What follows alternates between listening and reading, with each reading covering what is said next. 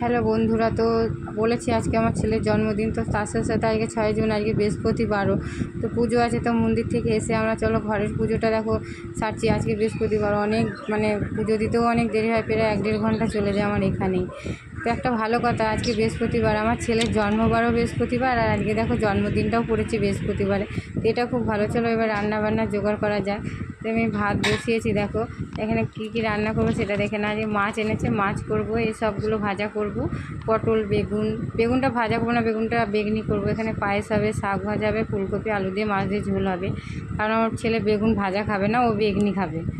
তো এবার এই যে ফুলকপিটা আমি ভাপিয়ে নিই, কারণ ফুলকপি রান্না করার সময় আমি হালকা ভাপিয়ে জলটা ফেলে দিই, তাহলে ফুলকপিটা ভালো রান্না হয়। ওদিকে দেখো আমি পটল ভাজা বসিয়েছি, এদিকে আমি পায়েসটা বসিয়ে দিয়েছি। ভাতটা আগেই হয়ে গেছে, তো তাড়াতাড়ি করছি, এখন বেলাও হয়ে যাচ্ছে, আজকে অনেকটা বেলাও হয়েছে।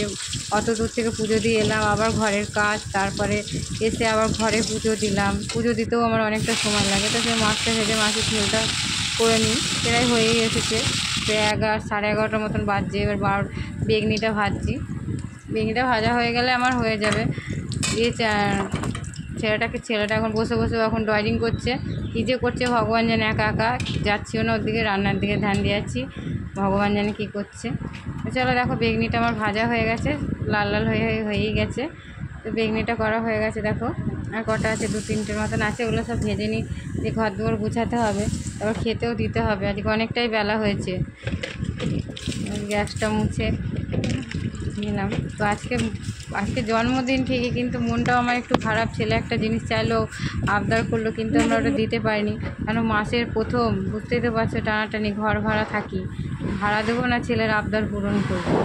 ছেলে বলেছিল একটা সাইকেল দিতে, মা সব বন্ধুরা আমার সাইকেল কিনে নিয়েছে, তুমি আমাকে একটা সাইকেল দাও, কিন্তু হয়নি ক্ষমতা, টাকা পয়সার একটু টান ছিল, তাই দিতে পারিনি।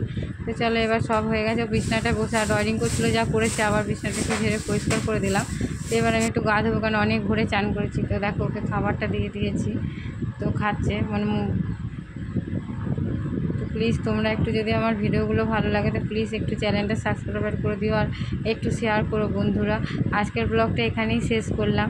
তো খেতে খেতে দেখো ওর মনটাও খারাপ, ওর মনের মতো জিনিস হয়নি, তাও ওকে বলেছি বিকালবেলায় ঘুরতে নিয়ে যাও।